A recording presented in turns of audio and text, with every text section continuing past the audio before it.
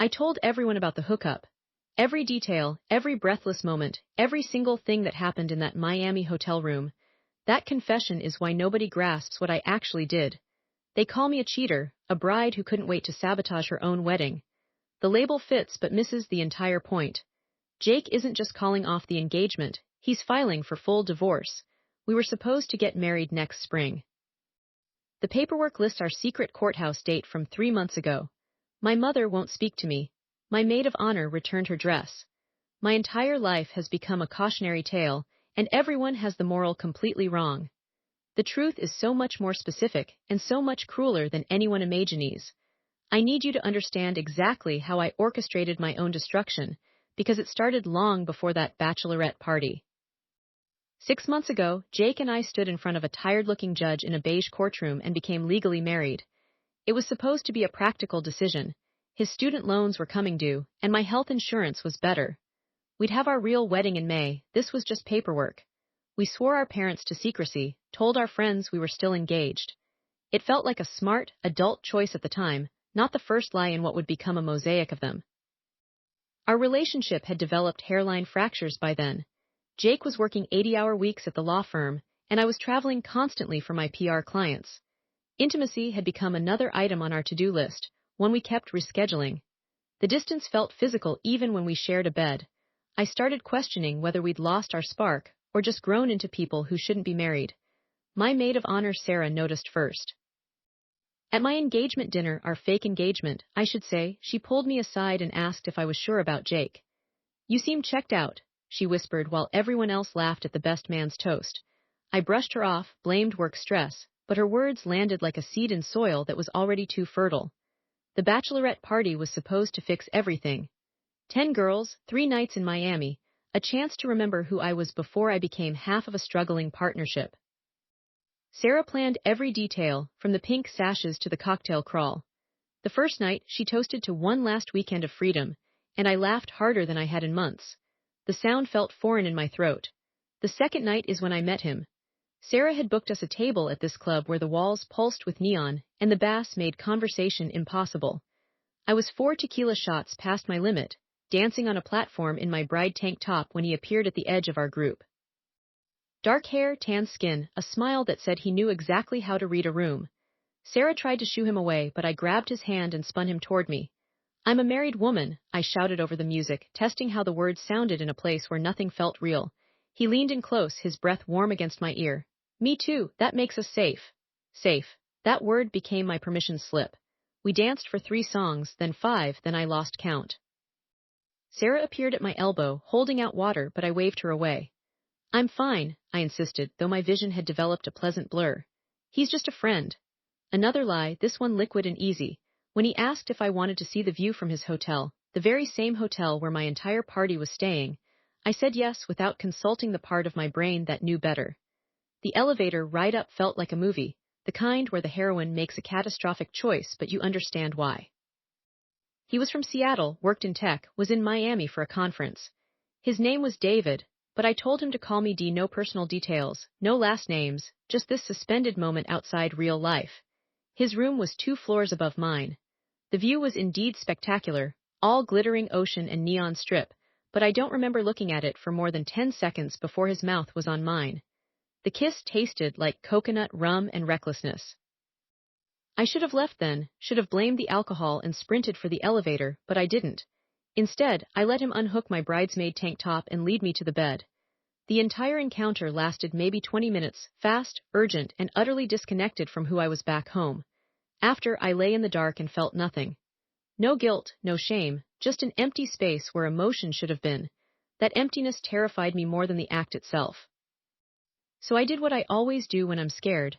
I fabricated a story that made me feel powerful instead of small. The next morning at brunch, while everyone nursed hangovers, I regaled the table with a highly edited version of events. "Oh my God, you guys," I whispered conspiratorially, "I met this guy last night and we totally hooked up. Like, the sex was incredible." I made David sound like some kind of Miami sex god, describing muscles I couldn't actually remember and positions we definitely hadn't attempted. The more I talked, the more my friends leaned in, their eyes wide with vicarious thrill. Only Sarah watched me with a closed expression, her coffee cup frozen halfway to her lips. You did what? She asked quietly when the others dispersed to pack. It was just a bachelorette party thing, I said, shrugging like it meant nothing. Jake doesn't need to know. It's like Vegas, what happens here, stays here. Yeah, I know. Sarah folded her arms. But you told everyone, including the new intern who Snapchats everything. Stop being paranoid. I laughed, but the sound was thin. Nobody's going to tell Jake. Sarah stared at me for a long moment, and I saw something shift in her expression. It was the look you give a friend when you realize they're not just making a mistake, they're building a monument to it. You're playing with fire, she said finally. And you're holding the match while standing in gasoline. I rolled my eyes and turned away, dismissing her concern as typical Sarah overprotectiveness. But in the bathroom mirror, I practiced my story one more time, smoothing out the inconsistencies. That's when I noticed the bruise on my collarbone, a small purple mark that David had left behind, a concrete souvenir of my betrayal. By the time we boarded our flight home, 3 of my bridesmaids had already posted Instagram stories with cryptic captions like Wild Weekend and What Happens in Miami. None tagged me directly, but our faces were visible in the background. I convinced myself it didn't matter. Jake barely looked at social media anyway, and even if he did, he trusted me implicitly. That was our foundation, I reminded myself. Not passion, not fireworks, but quiet, dependable trust. I had no idea how quickly I was about to dynamite that foundation. Jake picked me up from the airport Sunday night. He looked exhausted, his shirt wrinkled from a weekend of work, but he smiled when he saw me. How was Miami? He asked, kissing my forehead. Perfect, I said, the lie rolling off my tongue like a marble.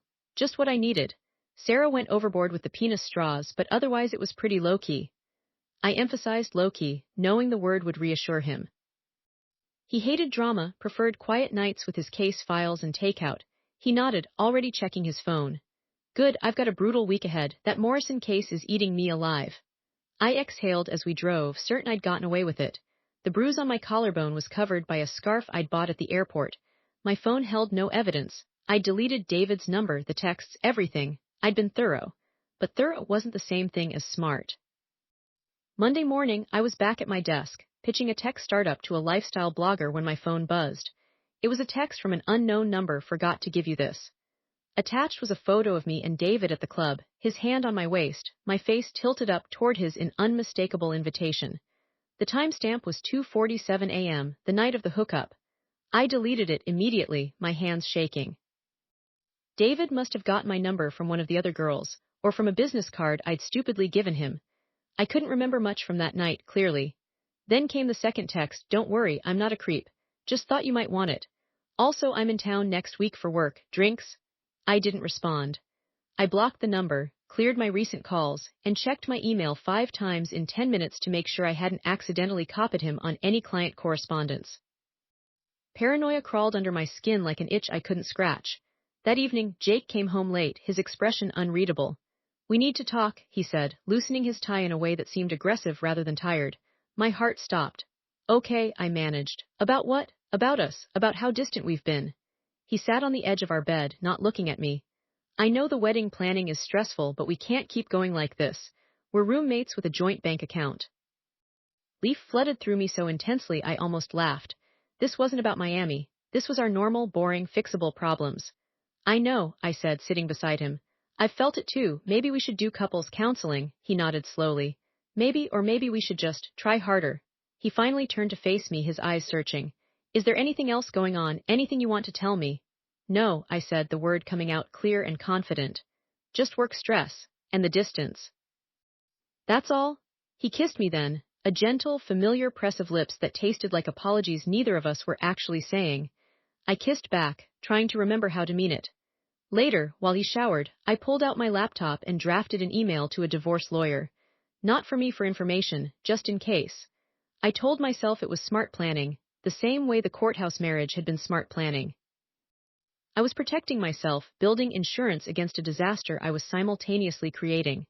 The next day, Sarah called. We need to talk about Miami. I already told you, it's handled.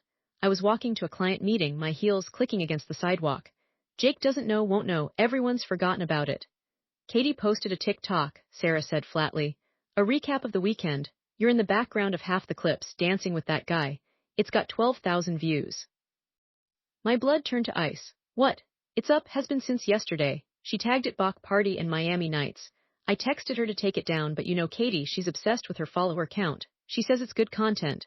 I hung up and opened TikTok with trembling fingers. There I was, unmistakable, grinding against a man who wasn't my husband, in a video set to a trending pop song. The comments were already rolling in, get it girl. And one last ride before the wedding. And someone's having fun, I called Katie directly. Take it down now. Why? She sounded genuinely confused. You look so happy, it's just a fun party video. Because I'm in a committed relationship, because it's inappropriate, because I said so. She huffed but agreed. Fine, drama queen, it's gone. But I knew how the internet worked. Screenshots existed. Shares happened. The video had been up for 18 hours, an eternity in digital time. That evening I came home to find Jake sitting at his laptop, his face illuminated by the screen. He didn't look up when I walked in. Hey, I said, dropping my bag. What are you looking at? Just some case research, he said, his voice flat. Important stuff. I peered over his shoulder. He wasn't looking at legal documents. He was looking at a screenshot of Katie's TikTok, sent via text message from a number I didn't recognize. The message underneath said, thought you should see what your wife was up to in Miami. Jake, I started, my voice cracking. I can explain. He closed the laptop with a quiet click. Can you? He finally looked at me, and his expression was so calm it was terrifying. Because what I see is my wife, who I married in secret because she said it was practical, dancing with a stranger at her bachelorette party. What I see is a woman who told me everything was low-key while she was apparently having the time of her life with someone else. It was nothing, I pleaded. Just dancing. I was drunk, it was a mistake. A mistake you didn't mention, a mistake you actively lied about. He stood, picking up his phone. I'm going to stay at my brother's tonight, I need to think. Jake, please, it was one stupid dance. Nothing happened. He paused at the door, his hand on the knob. The problem, D, is that I don't know if I believe you, and I don't know if I believe anything anymore. After he left, I sat in the dark apartment and stared at my phone. The screenshot of the TikTok glowed back at me. Then another text came through from the same unknown number that had sent the video to Jake. You should be more careful who you brag to. The intern you told, she's my cousin. Small world. I threw my phone across the room, watching it shatter against the wall. The next morning, I called in sick to work and spent the entire day trying to reconstruct the damage control. I texted every bridesmaid, threatening them into silence. I called Katie and screamed at her for 20 minutes about social media ethics. I even drafted a cease and desist letter to the cousin intern, though I had no legal grounds to send it. What I didn't do was call Jake. What I didn't do was tell him the full truth. Instead, I doubled down on the narrative I'd created. I told myself that telling him I'd had sex with David would only hurt him more, that protecting him from the full story was an act of mercy. I convinced myself that the hookup was a symptom of our problems, not the cause, that if we could just get back to good, this would be a bump we could smooth over. Sarah texted that evening. He knows, doesn't he? He knows about the dancing, I typed back. He doesn't know the rest. You have to tell him. I can't, it would destroy him. Destroying him either way, at least give him the dignity of the truth. I deleted the conversation and blocked her number for 6 hours, just to silence the voice of reason. That weekend, Jake came back to the apartment while I was out. He packed a suitcase with his essentials, his laptop, his suits, his favorite coffee mug. He left his wedding ring on the nightstand, next to a note that said, only I'll be in touch through my lawyer. No drama, no screaming fight, just quiet, methodical removal. I didn't even know he'd been there until I got home and saw the empty spaces where his things used to be. The ring glinted under the lamp, a tiny golden accusation. I called him immediately, but it went to voicemail. I texted, we need to talk, please.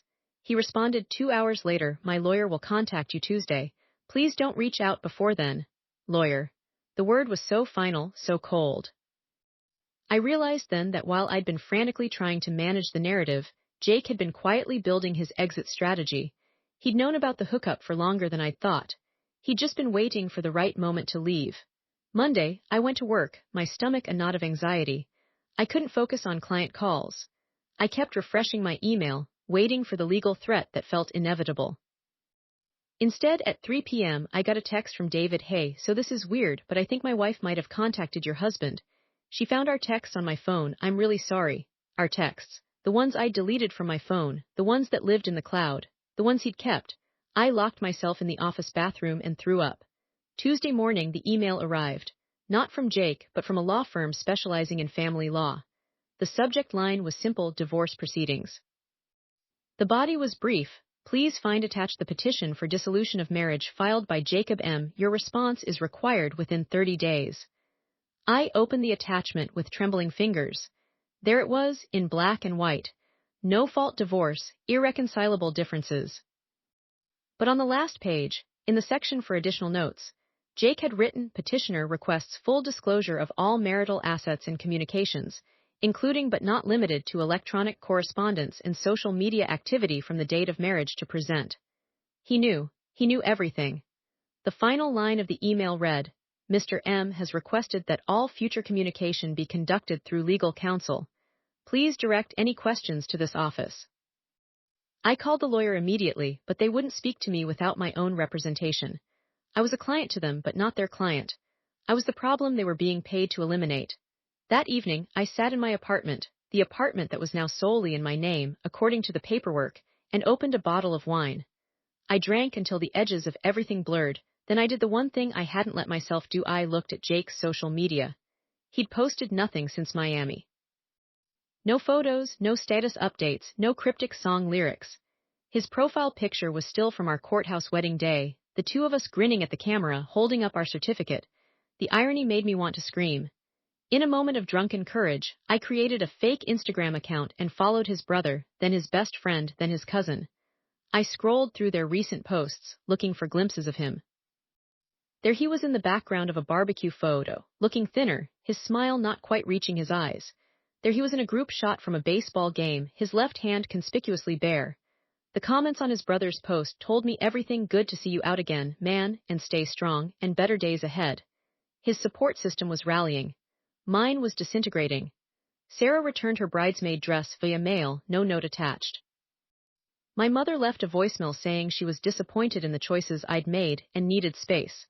My sister texted, I can't believe you did this to Jake, he's a good man. I had become the villain in everyone's story, including my own. 3 weeks after the papers arrived, I found out I was pregnant. The timing was too close to call, a week after the courthouse wedding, but only days before Miami. I sat in the doctor's office, staring at the ultrasound photo of a tiny bean-shaped life, and felt the last of my denial crumble. Jake had every right to file for divorce. He had every right to hate me. I'd given him a secret marriage, a public humiliation, and now potentially another man's child. I finally hired my own lawyer, a woman with sharp eyes and a sharper suit. She read through Jake's petition and nodded slowly. He's being very thorough, she said. He wants to make sure there's nothing left to discover. There isn't, I lied. He knows everything. She looked at me over her reading glasses. Does he know about the pregnancy? Not yet. You should tell him before he finds out another way. But I couldn't. It was the last secret I had left, the final card in a hand that had already lost the game. 2 months passed. The divorce moved forward with brutal efficiency. Jake never contested asset division. We had so little it didn't matter. He didn't ask for the engagement ring back. He didn't fight me on the apartment. He just let go. I ran into his best friend at a coffee shop near the courthouse. He saw me, hesitated, then walked over. You're really something, you know that, he said, not unkindly. He's destroyed, absolutely wrecked, and you just keep going like nothing happened. That's not fair, I started, but he cut me off.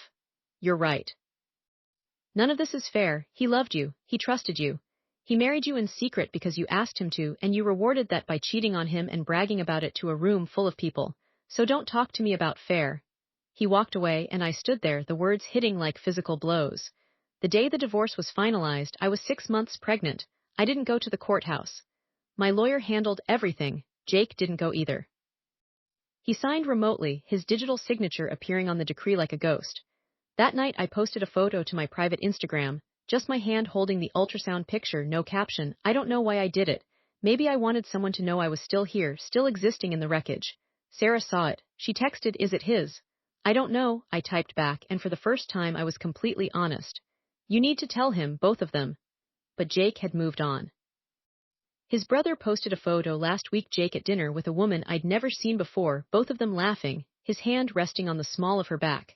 The caption read, my brother's smile is back. That photo is why I'm writing this now. Not because I want forgiveness, I don't deserve it. Not because I want Jake back, he's better off without me. But because I need someone to understand that the bragging wasn't the betrayal. The bragging was the confession. The real betrayal was marrying a man I wasn't sure I loved, then using his trust as a weapon against him. The real betrayal was every quiet lie I told while he worked 80-hour weeks to build a life for us. The real betrayal was letting him believe we had a foundation when I was already halfway out the door. Miami was just where the foundation finally cracked. David was just the excuse I needed to prove I was as unlovable as I believed myself to be. Jake filed for divorce quietly because that's who he is. He doesn't make scenes. He doesn't seek revenge. He just leaves, and I let him because that's who I am. I don't fix things. I burn them down and call it destiny. So here I am, 7 months pregnant, living alone in an apartment filled with wedding gifts we never opened, telling the internet what I couldn't tell my husband. The truth is so much more specific and so much crueler than anyone imagined. I didn't just cheat and brag. I cheated, bragged, and then expected the world to rearrange itself around my mistakes. The baby kicks as I type this, a tiny reminder that someone innocent is about to be born into the mess I made. I'll figure it out. I'll be a mother, I'll be better, I'll learn from this. That's what people say, right, that you grow from your mistakes. But the truth, the real, final, damning truth, is that I don't know if I'm capable of being better. I destroyed the one person who believed I already was, and I still can't decide if that makes me a monster or just human.